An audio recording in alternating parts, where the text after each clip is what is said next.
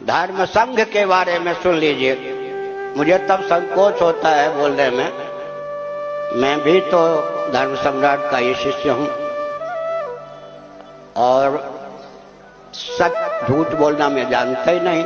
धोखे में कहीं कौशल्या के नाम पर कुछ और निकल जाए वो तो प्रमाद हो गया, होता है। कल्पना कीजिए, सन 60 से पूज्य गुरुदेव के संपर्क में रहा हूं और 5 वर्षों तक चातुर्मास में उनसे विद्या अध्ययन भी किया। 6 वर्षों तक धर्म संघ, रामराज आदि जितनी संस्थाएं, उनके बारे में एकांत में केवल मुझको जो पूज्य गुरुदेव ने उनकी स्थिति, भविष्यत गति से उनका स्वरूप क्या होना चाहिए ये भी बताया। लेकिन ऐसा लगता है कि मैं कहीं पराया या सुभाष चंद्र बोस की सेना जैसे बाहर से आ गई हो। अब मेरे सामने कोई महान भाव, मेरे सब लाडले प्यारे हैं। धर्म संघ के स्वरूप, रामराज परिषद के स्वरूप, संगठन के स्वरूप, अखाड़ों के स्वरूप पर प्रकाश डालते हैं या 4 पीठों के अतिरिक्त भी आदि शंकराचार्य के द्वारा प्रतिष्ठित पीठ थे, इस पर प्रकाश डालते हैं तो मैं मन ही मन मुस्कुराता हूं और ये मान के चलता हूं कि हम जैसे व्यक्तियों का कोई स्थान ही नहीं है। मान जहां सीखना चाहिए वहां सिखाने का प्रयास नहीं करना चाहिए, तब संघ चलता है। और संघ का 2 स्वरूप कह के मैं वचन को विराम देता हूं। संध्या, वंदन, तर्पण, ये सब आप जानते हैं। तयोर व्यष्टि समष्टिता, पंचदशी प्रथम प्रकरण का 25-24वां श्लोक हो सकता है। तयोर व्यष्टि समष्टिता, एक व्यक्ति भी अपने आप में संघ होता है। अब देखिए हमारे जीवन में संघ, ज्ञानेन्द्रियों का, कर्मेंद्रियों का अगर सामंजस्य न हो व्यवहार चलेगा। अपंचीकृत आकाश के 1/4 सत्वांश से विनिर्मित अतीन्द्रिय श्रोत्रेंद्रिय से शब्द ग्रहण होता है। अपंचीकृत आकाश के 1/4 रजोंश से विनिर्मित वाक इंद्रिय के द्वारा शब्द का विसर्जन होता है। कर्मेंद्रिय और ज्ञानेन्द्रिय में, ज्ञानेन्द्रिय और कर्मेंद्रिय में अगर क्या तालमेल ना हो तो जीवन कैसा होगा। गंतव्य का दर्शन नेत्रों के द्वारा करते हैं तो गंतव्य तक पहुंचते हैं। पांवों के द्वारा हम एक संकेत करते हैं। संध्या वंदन आदि करने वाले, तर्पण करने वाले, एक परशुराम जी के समान अकेले व्यक्ति भी संघ बल होते हैं। उदाहरण के लिए नेत्र और सूर्य के एकत्व का चिंतन करके देख लीजिए। क्या नेत्र और सूर्य के, मन और चंद्रमा के एकत्व का, बुद्धि और ब्रह्मा के एकत्व का, चित्त और वासुदेव के या क्षेत्रज्ञ के एकत्व का, अहंकार और रुद्र के एकत्व का चिंतन करके देखिए। मैं पूज्य गुरुदेव धर्म सम्राट स्वामी श्री कृपात महाभाग का दिया हुआ एक ब्रह्मास्त्र आपके सामने बोलता हूं। उन्होंने कहा कि सुनो, समष्टि अभिमान ईश्वर कल्प बना देता है।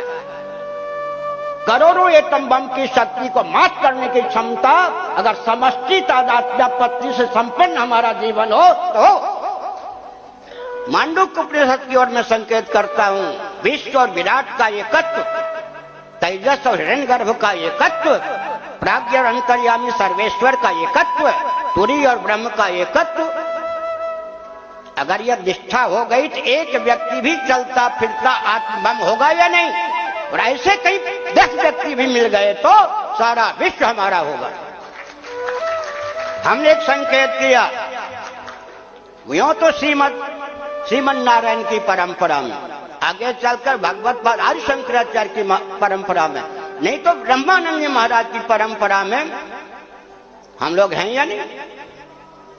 रविशंकर जी भी किनकी परंपरा में है, महेश योगी किनकी परंपरा में, मान्य श्री स्वरूपानंद सरस्वती महाभाग, जगत गुरु शंकराचार्य महाराज किनकी परंपरा में, श्री विद्या की दृष्टि से हमारे पूज्य गुरुदेव के शिष्य ही, विद्याध्ययन की दृष्टि से हमारे पूज्य गुरुदेव के शिष्य ही, शांतानंद जी महाराज, विष्णुदेवानंद जी महाराज, वासुदेवानंद जी महाराज, कौन क्या ये मैं नहीं कह रहा हूं, सब के सब हम किनकी परंपरा में, स्वामी अखंडानंद जी महाराज, सब तो ब्रह्मानंद सरस्वती जी महाभाग की परंपरा में।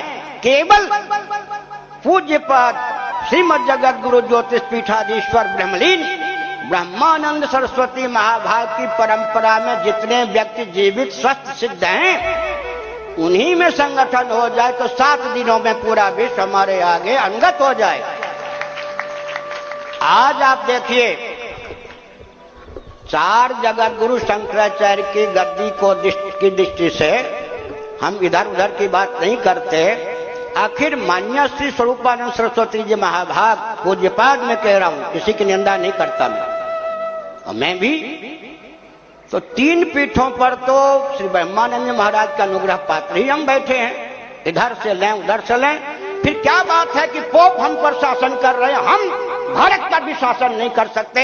सत्ता, लोलुपता, दूरदर्शिता के चपेट से किसी राजनीतिक दल को मुक्त नहीं कर सकते। बीच में आलस्य और अहंकार ना होता तो सारे विश्व में हम छाए होते। समझ गए? इसलिए अगर आप धर्म संघ को सैद्धांतिक धरातल पर, व्यावहारिक धरातल पर उज्जीवित रखना चाहते हैं या करना चाहते हैं या उसका पुनः गठन करना चाहते हैं, एक संकेत करता हूं। मुंडक आदिउपनिषदों में लिखा गया, शंकराचार्य ने तत्वबोध नामक ग्रंथ में लिखा, क्या लिखा जी? अगर कोई एक ब्रह्मनिष्ठ हो जाता है तो उसके कुल में नाद परंपरा या बिंदु परंपरा की दृष्टि से कोई ब्रह्मविद ना हो, ऐसा नहीं हो सकता।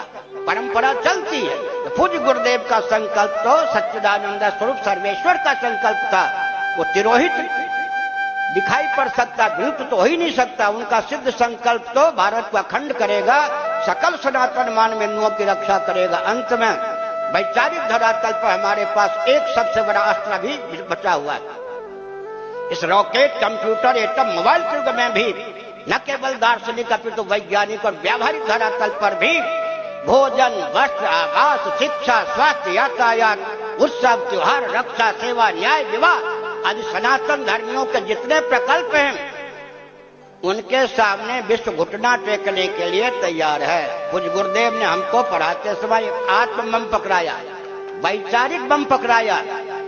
पंचदशी में उसका नाम है श्रुति युक्ति अनुभूति। पूज्य गुरुदेव ने कहा भविष्य में नास्तिकता का तांडव नृत्य होगा। मेरी बात को गांठ बांध लो, जो भी लिखो, जो भी बोलो, जो भी करो, श्रुति युक्ति अनुभूति में सामंजस्य साधकर। इसी को आजकल की प्रसिद्ध भाषा में मैं कहता हूं, दर्शन, विज्ञान, व्यवहार तीनों में सामंजस्य साधकर बोलिए, लिखिए, पूरा विश्व नतमस्तक होगा। कोई भी तो प्रतिद्वंदी होकर खड़ा नहीं होगा। और सनातन वैदिक सिद्धांत को बौद्धों ने, शुक्ल प्रवर जी, आचार्य जी, अपने शब्दों में गुम्फित किया। यही वाक्य उद्धृत करके मैं वचन को विराम देता हूं। तत्व पक्षपातो ही स्वभावोधियम, तत्व पक्षपातो ही स्वभावोधियम। बुद्धि हो या बुद्धि का प्रयोक्ता जीव हो, सत्य का हमेशा पक्षधर होता है। बुद्धि सत्य का हमेशा पक्षधर होती है। जीव अधम से अधम क्यों ना हो, वो स्वयं सत्य का ही पक्षधर होता है। तत्व पक्षपातो ही स्वभावोधियम।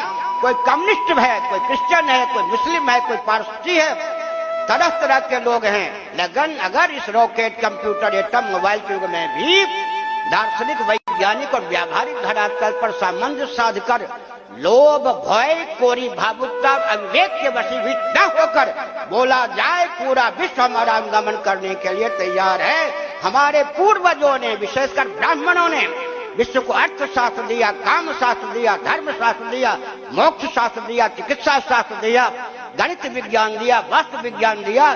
कौन ऐसी शुक्र नीति के अनुसार 32 विद्या, कौन ऐसी शुक्र नीति के अनुसार 64 कला, जिसमें समग्र विद्या और कला का अंतर्भाव होता है, जो वैदिक महर्षियों ने विश्व को न दिया हो। अंत में आपके मनोविनोद के लिए, शुक्र नीति के अनुसार वाक इंद्री का उपयोग और विनियोग होने पर जिसकी सिद्धि होती है उसका नाम विद्या है। मूक व्यक्ति जिनका कृत्यों का संपादन कर सकता है उसका नाम कला है। पूरे विश्व को 32 विद्या, 64 कला देने वाले आर्य महापुरुष, उनकी परंपरा में हम आप हैं। तो धर्म संघ का गठन हो, मेरी भूमिका जो होनी चाहिए होगी, लेकिन इस ढंग में किन्हीं व्यक्ति पर नहीं कहता। सद्भाव पूर्वक संवाद के माध्यम से सैद्धांतिक निष्पत्ति और उसके क्रियान्वयन की विधा को क्रियान्वित करें। पूरा विश्व हमको मानने के लिए तैयार है, हम अपने को मानने के लिए तैयार हैं। यानी बिना नायक का, मैं नायक बनने के लिए नहीं आया।